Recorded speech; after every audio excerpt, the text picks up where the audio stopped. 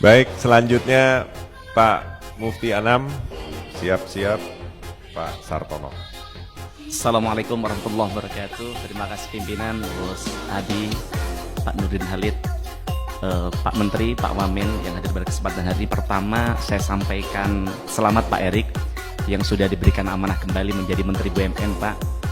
Jujur kami sangat bersyukur Bapak bisa menjadi Menteri BUMN lagi. Sungguh kami 5 tahun duduk di tempat ini, Pak, kami merasakan berkat kepemimpinan Bapak, BUMN bisa bertransformasi seperti hari ini, Pak. Di tangan Pak Menteri juga, kalau kita lihat bahwa total aset BUMN sudah melampaui total aset Temasek, Pak.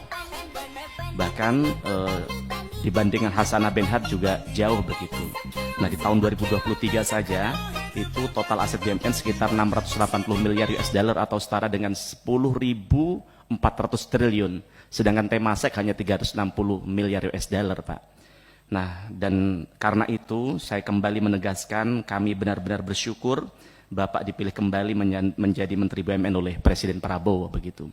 Juga kami sampaikan selamat kepada Trimas Skater, ada Pak Doni Oskaria, kemudian Gus Aminuddin Ma'ruf. Ini saya bersyukur Pak, kemarin mungkin teman-teman banyak tidak tahu Gus Aminuddin Ma'ruf, kalau saya sudah tahu lama rekam jejak beliau, jadi saya optimis bahwa ke depan Kementerian BUMN kalau ada anak muda, kalau kemarin hanya ada Mas Teddy Barata, nah nanti ke depan insya Allah bisa jauh lebih baik lagi ke depan. Terutama juga Pak Doni Oskaria, kalau saya lihat bahwa Pak Doni dari profilnya hidupnya sudah selesai kan begitu Pak, dan duitnya udah cukup. Nah, jadi insya Allah tinggal bagaimana sekarang berbuat dan berbakti untuk negara kan begitu Pak. Cuman tadi pagi setelah saya scroll media sosial, oh ternyata Pak Doni punya saham di perusahaannya Raffi Ahmad, Pak. Nah, pastikan jangan sampai perusahaan Raffi Ahmad ini juga ikut masuk bekerja di BUMN. Apalagi barusan kita baca Pak Doni menjadi salah satu komisaris di Pertamina, Pak.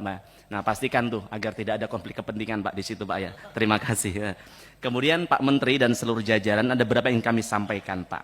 Yang pertama, Pak Menteri, sepanjang tahun 2020 hingga tahun 2024, usulan dan realisasi PMN sangat besar sekali, yaitu mencapai 226,1 triliun begitu. Tentu ini tidak bisa dihilangkan, tapi harapan kami ke depan bisa terus diturunkan, Pak. Apalagi hari ini pemerintah punya program makan gizi gratis yang angkanya juga fantastis, yaitu 400 triliun. Sedangkan kalau kita lihat anggarannya di tahun 2025 itu hanya disiapkan 71 triliun begitu, Pak.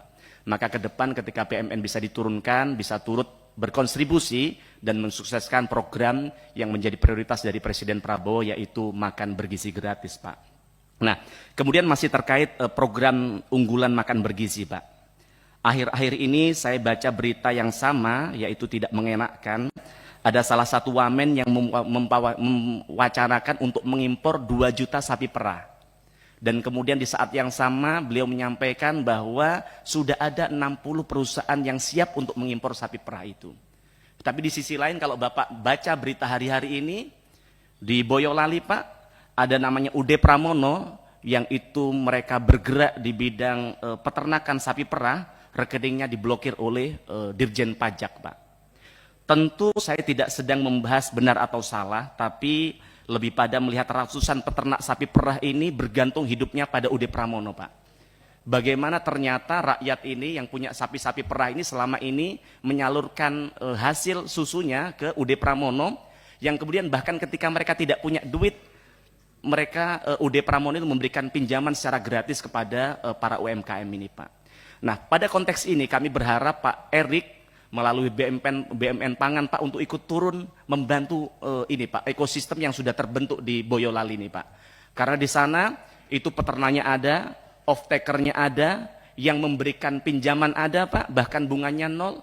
Juga ada industri yang mau ngambil susunya, tapi kemudian ini hari ini karena UD Pramono tadi sedang bermasalah, maka kemudian susunya tidak bisa terserap, peternakan sudah mulai beralih dijualin. Nah, maka harapan kami membangun ekosistem ini tidak mudah, maka ke depan kita berharap BUMN Pangan, Pak, bisa Bapak tugaskan untuk turun ke sana, mengecek apakah bisa berkolaborasi untuk menyelamatkan ini, atau jika tidak, PKBL Bapak bisa kolaborasikan dengan mereka agar ekosistem ini bisa tetap terjaga, Pak.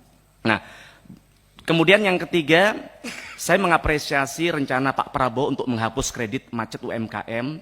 Tapi sekali lagi saya berharap rencana hapus kredit macet UMKM itu bisa berjalan dengan benar, Pak. Karena kalau bicara kredit UMKM maka identik dengan BRI, Pak. Kami berharap jangan sampai tujuannya baik, yaitu menyelamatkan UMKM kita, tapi kemudian mengorbankan BRI ketika tata kelolanya nanti tidak baik begitu. Karena banyak sekali rakyat Indonesia yang hari ini menyagarkan hidupnya ke Bank BRI dalam rangka untuk mereka bisa bertumbuh begitu, Pak. Kemudian yang keempat, terkait dividen payout ratio. Saya mengapresiasi dividen yang disetorkan oleh BUMN kepada pemerintah pada tahun 2024 mencapai 45 hingga 50% Pak dari laba bersih. Maka jika kita bandingkan, angka ini jauh lebih tinggi dibandingkan dengan praktek di beberapa negara, sebut saja di Singapura 17%, di Hasanah Malaysia, yaitu rasionya hanya 20 hingga 25%, kemudian di Sasak China 15-20%, dan kemudian kalau kita lihat di BUMN tetangga kita di Thailand hanya 25 sampai 30%. Nah, saya melihat bahwa ini satu prestasi yang luar biasa. Setoran dividen dari Kementerian BUMN ke negara menjadi yang terbesar dalam sejarah, Pak. Tapi harapan kami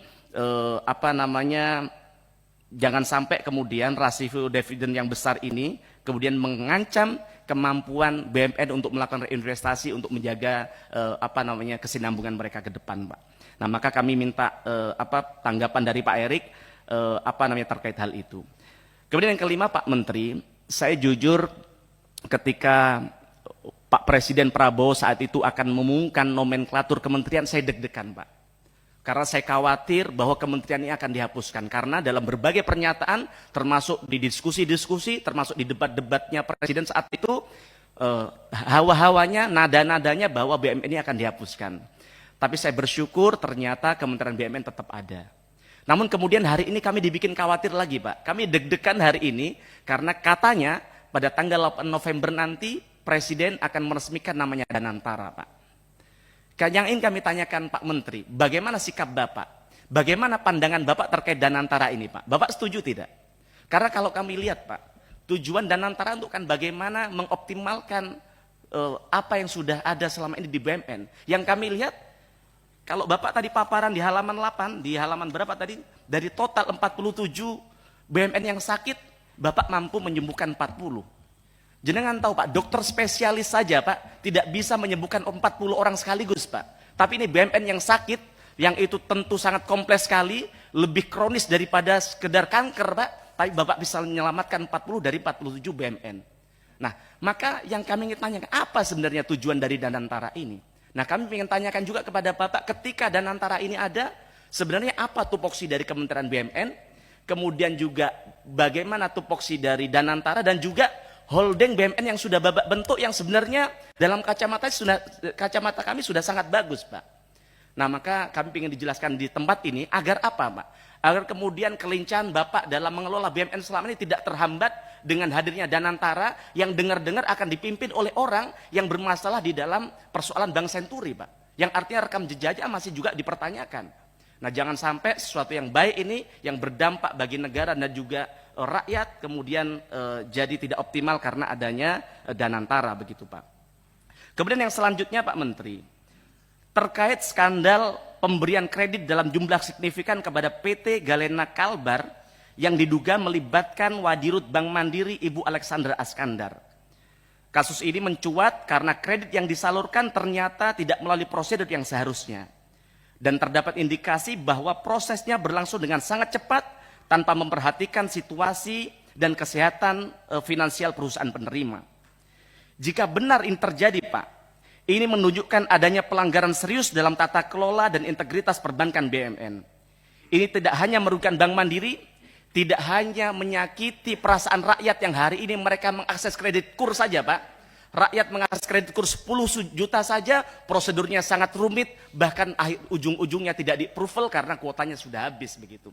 Tapi di satu sisi, Wadirut Bank Mandiri, Bu Alexandra, Pak, memberikan kredit yang jumlahnya ratusan miliar rupiah kepada seseorang yang diindikasikan dengan tata kelola dan prosedur yang tidak baik, Pak, begitu, yang tidak tepat begitu. Maka kami minta pada kesempatan ini kepada Kementerian BUMN untuk dengan serius mencermati kasus ini, Karena kasus ini bukan hanya soal individu, Pak, tetapi juga mencerminkan ketidakberesan dalam manajemen risiko dan pengawasan kredit di institusi BUMN. Kemudian yang terakhir, Pak Menteri, hari ini sedang ramai di media sosial soal bagaimana ternyata iPhone 16 dilarang masuk Indonesia, Pak.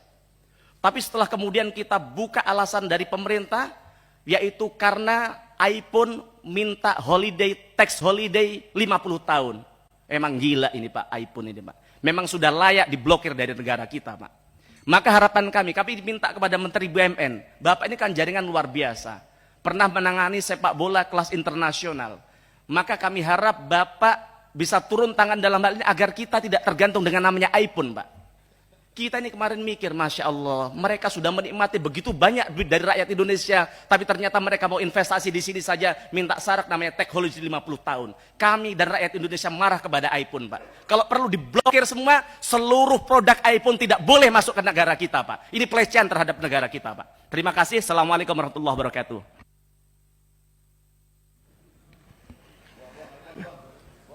Kalau iPhone sampai di blok banyak yang repot ini Pak.